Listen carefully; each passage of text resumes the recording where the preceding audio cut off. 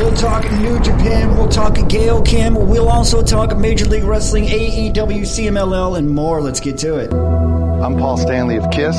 It's 10 p.m. Do you know where your children are? I told you last night, no!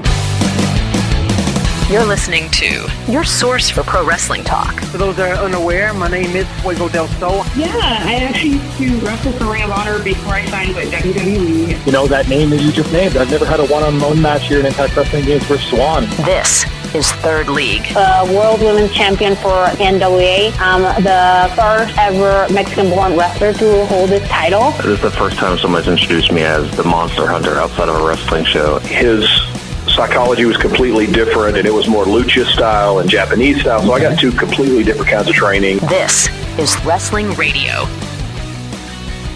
Well, I guess we start this week in Japan because, well, there's another departure from New Japan. We'll talk about their struggles here in just a bit, but New Japan announced that Hiromu Takahashi will be leaving New Japan. Wow. And he'll be leaving soon. February 11th at the New Beginning in Osaka event will be his last match. Teaming with Taiji Ishimori against United Empire's Jacob Austin Young. Takahashi. Yeah, Francisco Akira. And see, this is okay. That's weird. He talked with Tokyo Sports after this, and this makes me kind of, I don't know, question what his decision is, because he said it's not just, hold on, let me try and, it's translated. Fightful Select did the translating, so you kind of got to take it as it is, but it says, he says, I should say, my dream hasn't changed. I want to hold the IWGP Heavyweight Championship and compete in primetime. Plus, another huge dream has taken root inside me. Wanting to achieve that is huge. It is a well-thought-out decision, but I thought that if I didn't act now, if I didn't move now and ended up regretting it 10 or 20 years down the line, he said acting now would let me finish my life without regrets. He never says what his other interest is or anything like that, so that's just kind of got me like, wow, what's going on there? But I mean, I believe he wouldn't work in AEW. I believe he's going to Noah, and Noah's on a hot streak, man. They're picking up a lot of New Japan's talent because they haven't had any talent. They have more money than New Japan does at the moment. Well, they're getting, it depends on what type of show, but this last week they had the most attended show. Yeah, see, this is what I was kind of wondering. What is going on with New Japan? They have always had the best wrestling. They've had some of the best stories. And they've had the best performers, but it seems like they just keep losing everyone. I mean, it started with a lot of people leaving for All Elite Wrestling, if you want to get real with it. But that's where it started. But now it's just they're leaving for other places in Japan, and I never thought that I would actually see that happen. The problem is the whole creative of the company feels phoned in. Almost every aspect of the company feels like they're just going through the motions, and Wrestle Kingdom is the only show that it seems that gets any attention for them. They're small shows like New Beginning and all those shows that became big over the course of the early 2000s and 2010s. They don't have any interest anymore. People are really watching Wrestle Kingdom, and I believe this last week New Japan had the lowest attended show. Yeah, I mean, that's... Hopefully Tanahashi can turn things around, but I don't know. I mean, as president, it seems like he is just there to do what Bushiroad wants. He's the face of what they're doing, if that makes sense. Like, he's not... I don't know how many decisions he's going to be able to make on his own as president. You know what I mean? Yeah, well, Bushiroad doesn't get into much creative or anything, but they are the money holders. What they say is what money they can use on talent, and I believe it's still considered Gato, but I believe it's Gato and Tanahashi that are booking the show. I don't know if they started outlining future plans, and I really don't know what they can do. I mean, you got their Shota Umino is looking great. He's not phoning it in anymore. Shota Umino looks great. You still got Ishii. You still got You've got a great champion. You got Yoshitatsu. You got Yota Tsuji. Yeah, I mean, they have a lot of good people. It's just how they're being used. And I mean, Bullet Club really just took... I turn it off if I see House of Torture. Yeah, and Bullet Club War Dogs. I didn't feel anything watching Bullet Club War Dogs. The crowd was dead. I mean, they were pushing things just because of the name of Bullet Club. They were trying to put people in there and that the name would lift those people, but it didn't. The fans didn't care. And all of this is going together, leading to a collapse in fan interest and fans just not wanting to show up, because fans will show up even if they don't like it. Yeah, I mean, I would like to see... But years and years and years. Mm-hmm. Well, I would like to see more AEW stars in Japan for longer runs. I mean, it was supposed to be talent, like, swap, you know? And, well, I mean, New Japan... honestly, Jack Perry's still part of House of Torture. Just talking about House of Torture. Why is he not scapegoat in Japan? At least only in Japan. Well, they've always had issues with partnerships. No partnership has ever given them anything. WWE doesn't give any of their talent over except for like 1 or 2 matches. Like TNA never did. Actually, Curryman had a good run. But, I mean, AEW's doing the best partnership that New Japan's ever had, except they're not sending over enough talent. Yeah, no, I don't know. I just hope everything works out for New Japan and they get, they right the ship, you know, because that's always been my favorite Japanese promotion. Your source for pro wrestling and your place for modern rock. This is Third League. Rock and Wrestling Radio. Well, now we got to talk about TNA Gail Kim situation. This is something that it goes bigger than just Gail Kim and TNA, but basically to kind of spell it out, Anthem Wrestling has filed a lawsuit against Gail Kim for claiming violations of Florida Private Whistleblower Act, an act that protects employees, it protects employees from retaliatory claims from their employer. Right. No, she threatened to do that, and then they said, no, that doesn't work. Basically, they are taking her to court to say that she can't bring these claims against the company under Florida statutes, including the Private Whistleblower Act, the Florida Civil Rights Act, Title VII of the Civil Rights Act of 1964. She can't bring it under any of those.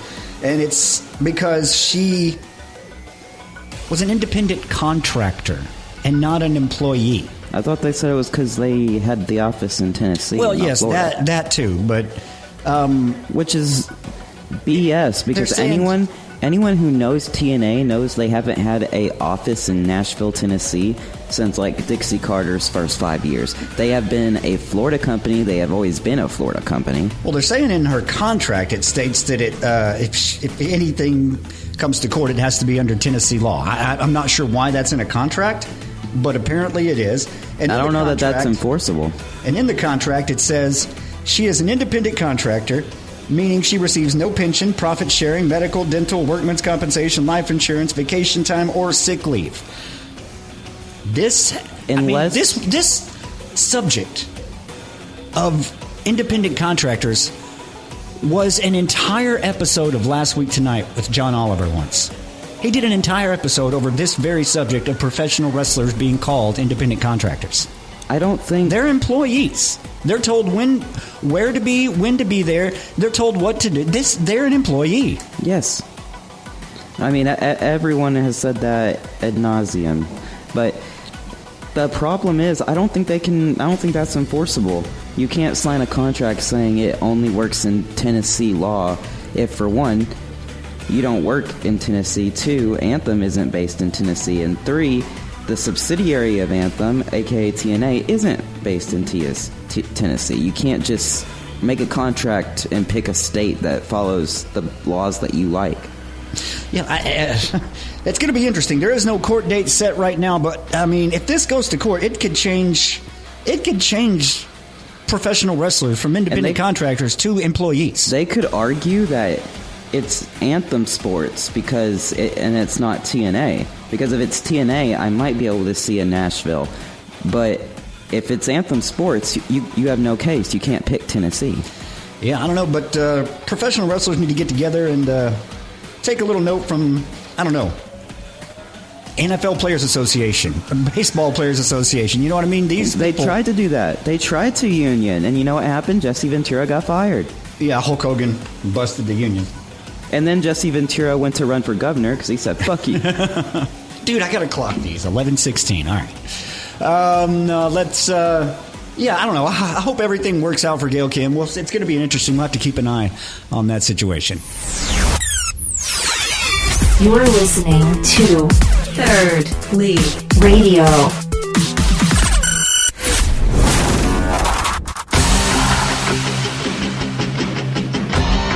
Okay, here's a show. We're going to get into some wrestling now. Here's a show I did not know was going on. I might have to go back and watch a couple of these matches. Major League Wrestling, CMLL, Lucha Apocalypto 2026. We're going to go into some of these. I didn't even know this was going on, but we're going to go into just a few of these matches here because a few of them look interesting. The Women's World Featherweight title was on the line as Shoko Nakajima would put that title on the line against Shotzi Blackheart. And Shotzi would win. Shotzi would win, yes. Yeah, she is the new featherweight champion. Shotzi got a big boost after the PWI article came out calling her a female indie wrestler of the year, I believe. Yeah. So, no, I think it was just indie wrestler of the year because Matt Cardona was number 2. Which I don't know if Shotzi Blackheart's really should count for that, but it's whatever. She got the boost and she is a featherweight champion. Hopefully she can bring some life into MLW. Well, the World Tag Team titles were on the line as well. The Skyscrapers, Bishop Dyer and Donovan Dijak, would defend against the Good Brothers. The Skyscrapers? Yes, it's old school. How They're taking the old. That? No, that literally is a name of a team. You can go look it up. Sid. I was never a Sid fan. Nope. No, Sid Vicious? Yeah. The very first detour, we can skip all that. The very first match, because I had this set, this WrestleMania 20th anniversary VHS set. I was watching through them. I get to the Sid Vicious versus Hogan. Oh my God! I hated Sid for his wrestling, not because he was a heel. I've never been a Sid fan. And I was like 8. Kushida would retain the world middleweight title, defeating Alan Angels. The heavyweight title is on the line. Killer Cross would retain against Matt Riddle in a no contest. And the last thing we're going to talk about, Lucha Apocalypto. The openweight title was on the line, and there is a new champion. The MLW National Openweight title was held by Blue Panther, who lost to Austin Aries. Oh, yay! We talked about this last week where I said give Austin Aries a title but don't let him talk. Do they watch us? Do they listen? I think they might. They just might. But that is a look at MLW. Hey. Huh? If you can capture the original character of Austin Aries where he wasn't being political at all and he was... I loved him so much. He's such a good wrestler. He's a good wrestler, but I will... You know what? We can get him talking... Leave all that out. Because I will not like Austin Aries forever for turning the X Division title into Option C. Granted, it wasn't him, but he's the one who did it on camera. Here's the problem. It was the X Division title. Listen. The X Division title was the biggest title in TNA because they didn't have a world title. That was their only title. They borrowed NWA's titles for like 10 years. Then, when they finally get their world title, the X Division is the biggest title. And I agree that it shouldn't have been going on, but it was a great story where Austin Aries, he wanted the World Heavyweight title. He couldn't get it. He's X Division champion. He just basically turned the X Division title into Money in the Bank. Whoever has the X Division title can turn it in for a title shot, and it's bull. But you're giving away the biggest title in the company, making it vacant, so you can get a world title shot. That's a great story. That's not the biggest title in the company then if you're giving it up. That's what I'm saying. They devalued the title to a point. But that's why it was such a big deal, because he didn't want to give it up, but he wanted the world title. Yeah. But that's a look at MLW. Third League Radio. Okay, so we'll go to AEW this week. They were in Las Vegas, Nevada, and this show, well, it got a lot of national attention if we're talking about Dynamite. We'll get to that here in just a little bit when we talk about the main event. But first, we got to start off with the Don Callis family. It's a six-man tag team match. El Clone, Josh Alexander, and Takeshita would defeat the Death Riders of Garcia, Moxley, and Pac. I didn't really care for it. I thought it was about probably average AEW match. 4 1/4 by Wrestling Observer. I wouldn't say that. I'd say 3. A mixed tag match after that. Orange Cassidy, Tony Storm would defeat somebody named Brittany Brooks and Jordan Oasis. But really just setting up for the whole Mina Shafir, Daniel Garcia, which was why this... I'm sorry, not Daniel Garcia, Wheeler Yuta, which is why this was after the Death Riders match. Well, I love this show format. The only problem is it's just like, man, you only have 4 hours of TV. I think Dynamite needs to be 3 hours for the talent they have. No, wrestling shows do not need to be 3 hours. I sat through WCW Nitro and I learned they should not be 3 hours. You need to get more people on the card. You have since then. AEW has 200 contracted wrestlers. And how many are on this show? 20? No, you know what you need to do? You need to work out Ring of Honor better. Sure. You need to make it a 2-hour show that you can turn people and go, hey, go see these guys on Ring of Honor. They're not doing anything with Ring of Honor.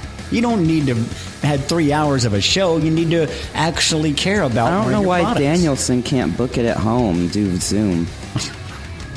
But we'll move on because there was a singles match, and this was really I don't know how to say it. It was a turn-the-page moment for Mark Davis. He put on a quality performance in this match. Probably one of the best matches I've ever seen him have against Adam Page. I don't care for the style he's going for, but it was a good match. Yeah, it was a 4 1/4 Wrestling Observer rated match. Page would get the win, but I don't like that kind of big man bruiser style, but where he's like slow and he's like trying to be like a monster. Yeah. Like, I don't like that, but we'll move on to just a wonderful match that would have world title implications. Adam Page goes on to the finals in Grand Slam Australia to face the winner of this match. Which was 4.5 star rated match. I said 4.25. It was amazing. I love... there was this one part where Kenny was trying to... Andrade El Idolo against Kenny Omega. Yes. So we'll tell people. Kenny Omega was going for a V-trigger, but then Andrade El Idolo hit him with the back elbow, the back elbow, his finisher. Mm-hmm. And caught him with that, so Kenny couldn't hit the knee, and it just looked so brutal. Looked like he actually fucking elbowed him in the face. But yeah, that was a fantastic match. Fantastic. But yeah, let's see. Moving on. Because this show, they have an overrun on Dynamite every week. I thought they were going to push this to the full limit. This show kept just adding things onto it. They do have about a 5 to 10 minute overrun, yes. Mm-hmm. But it was a women's world tag team title eliminator match. Mega Bad, Megan Payne and Penelope Ford. They would defeat Babes of Wrath, and we can do can do a whole 20 minutes of me griping about the naming of teams in AEW. Oh, Harley and Willow actually did really good here. Megan Payne and Penelope Ford looked the best I've ever seen them.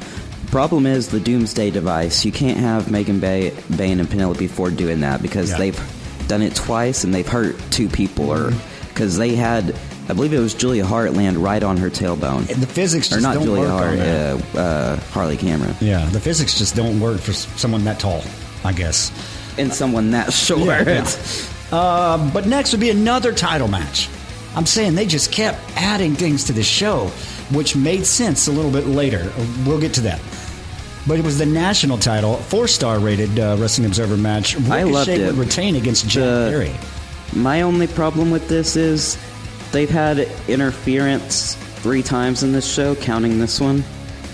And this match would pretty much end in a terrible finish with GOA doing some weird stuff. Man, it just didn't look good at all. It ruined the whole match because the match up to the finish was good. Well, in the main event, the moment that got national media attention, lit up social media ever, Brody King, MJF standing in the ring for a world title eliminator match. If Brody King gets to win, opposite corners, they're not in the middle of the ring. If Brody King gets to win, he gets a world title shot, or if he lasts 10 minutes, I should say. But the Las Vegas crowd let everyone know how they feel about Ice very, very loudly. Well, let's set the scene. They had the lights dimmed down. They were about to bring them back up. The match is about to start. They ring the bell. No, they don't ring the bell yet. They're about to. The spotlights are down, and then the crowd just... Yep. Crowd just starts chanting, "Fuck Ice," over and over again, rather loudly. And the thing is, Bryce Remsburg, the referee at the time in the ring, he holds off ringing the bell. Tony Schiavone, on commentary, cuts himself off.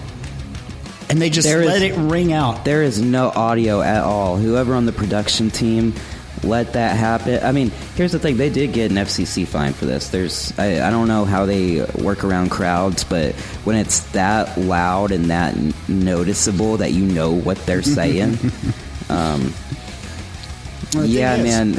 Brody King was just staring down MJF, and MJF's looking around like, what are you guys doing? Well, I mean, it was definitely a moment that transcended. I mean, sure, Brody King wore an Abolish Ice shirt. Sure, he had a comic book where he donated all the proceeds, almost $60,000, to families who were victims of Ice. But it went far beyond that. It went far beyond, oh, cool, we're getting behind him as a character. No, this was a definite turning moment. It marked a pro wrestling fan from a WWE fan, if I'm going to keep it to that thing. It marked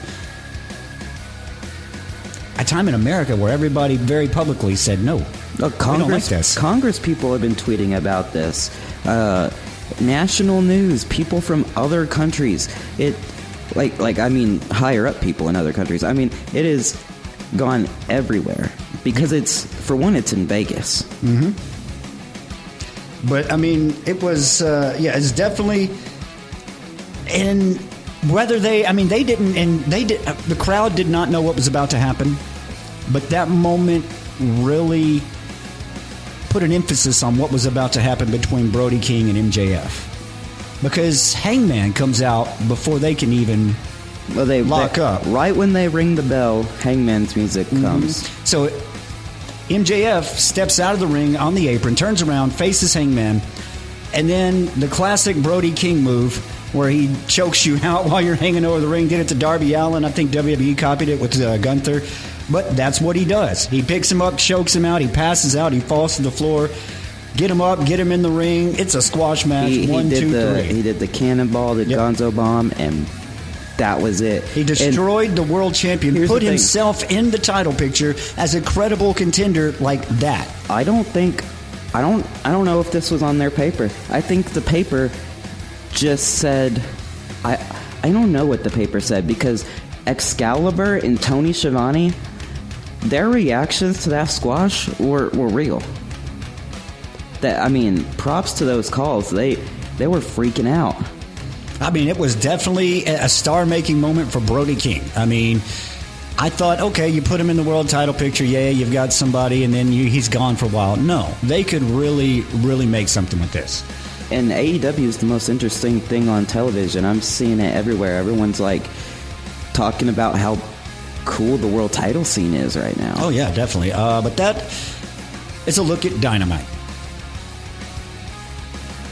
Well, we talk about Collision, still from Las Vegas. It would open up with a tag match. The Young Bucks would defeat GOA 1355. I don't know. It was a decent match, but I was not. I didn't see the first half of this show, but I will say this show was used to build up next week's shows. This was not just a Collision. Yeah. Except they needed something, because last week's show with Mark Briscoe versus Tommaso Ciampa received 478,000 cable viewers. Yeah.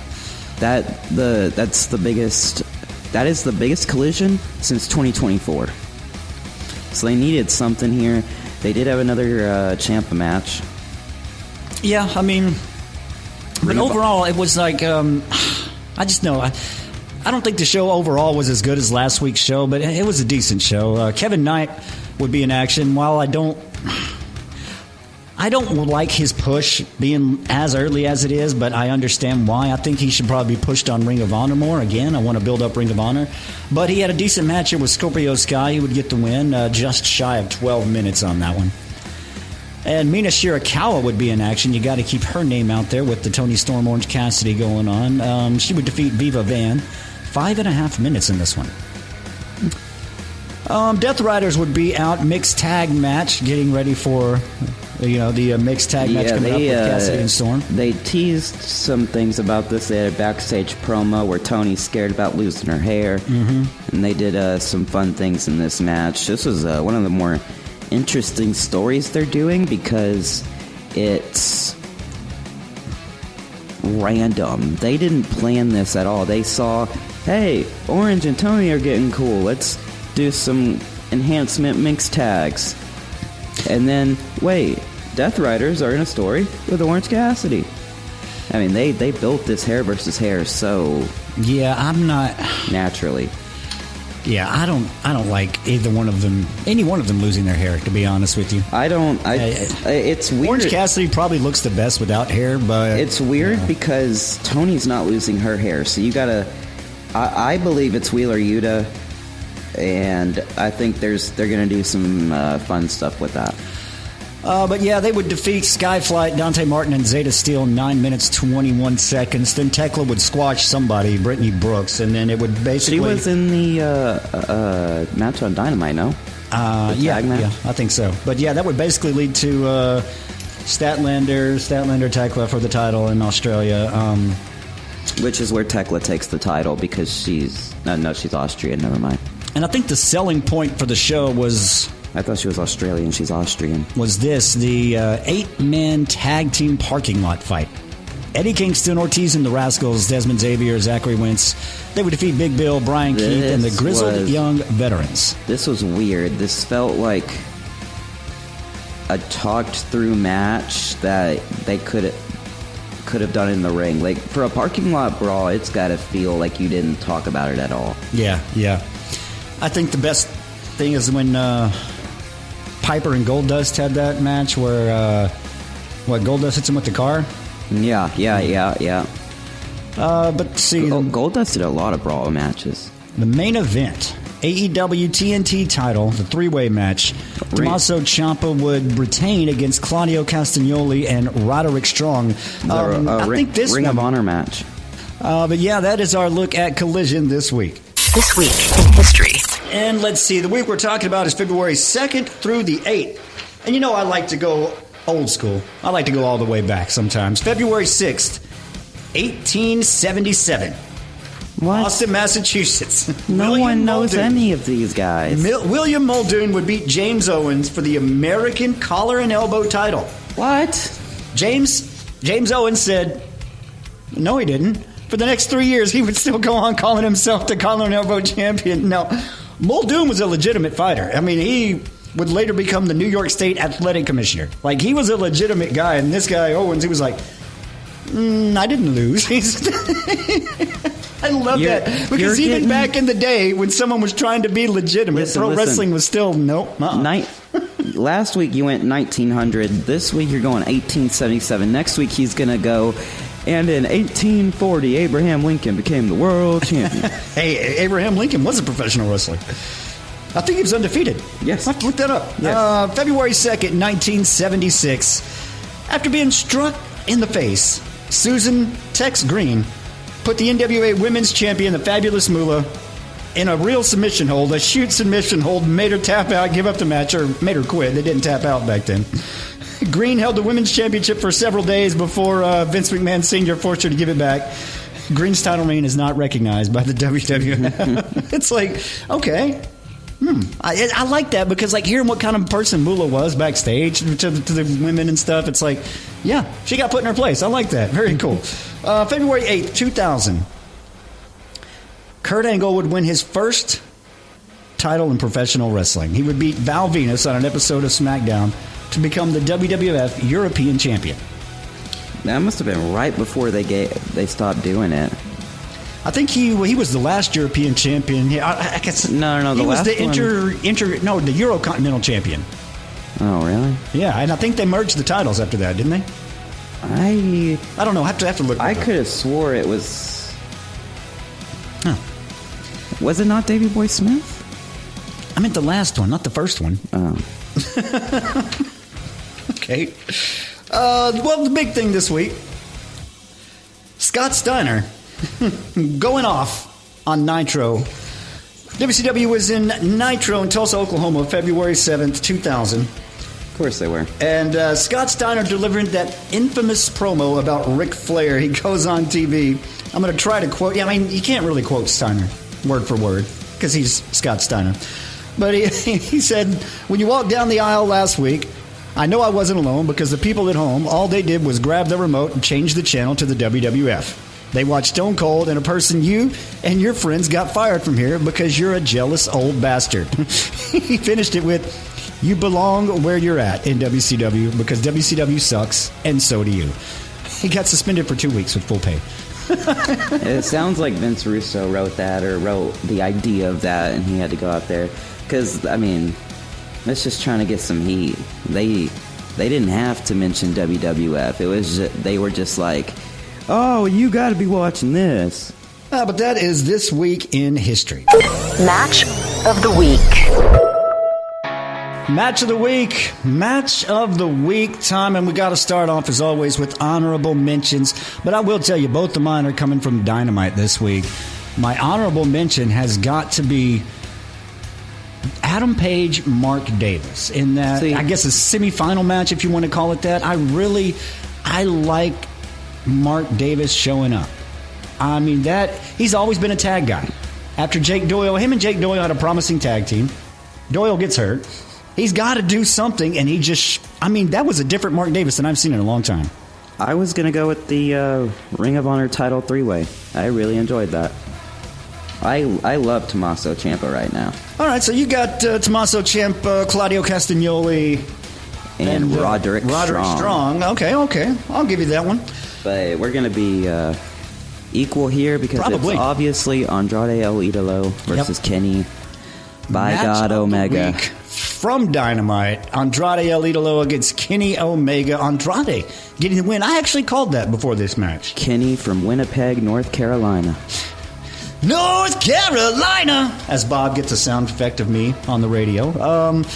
But, yeah, I think that's got to be match of the week. And after it's all over, you say, oh, what a lovely tea party. Third League. Wrestling Radio. All right, upcoming shows. You know, most people think I would be talking about AEW Grand Slam Australia, but I think everybody's heard about that one. Everyone knows what's going on. One we haven't heard about and you might want to keep a lookout for, Fantasticamania, New Japan, CMLL, from Tokyo, Japan. And I wanted to talk about this just for a couple of matches. They're going to have a tag team tournament there. I don't know what the max or what the combined age would be. Atlantis and Atlantis Jr. are taking on Cozy Max. At least it might be up to 200. Listen, obviously Atlantis and Atlantis Jr. are winning the tournament, and then they're going to get the tag title shot for winning the tournament. Then they're going to be tag champions, and then Atlantis is going to retire a tag champion. Atlantis Jr. is going to go and win the world title because his dad just retired. It's an easy story. Yeah. Another tag team match in that tournament to look out for. Show and Ultimo Guerrero taking on El Sky Team, Mascara Dorado and Mystico. Ultimo Guerrero looks as good now as he did back then. He wrestles the exact same way. He is just chunkier. Yeah. Thank you for listening to this edition of Third League Radio. Download the latest episodes at Apple Podcasts, Spotify, or YouTube. Catch the live radio show every weekend starting at 10 p.m. You can listen live every Friday night at mix961.net. This has been Third League Radio.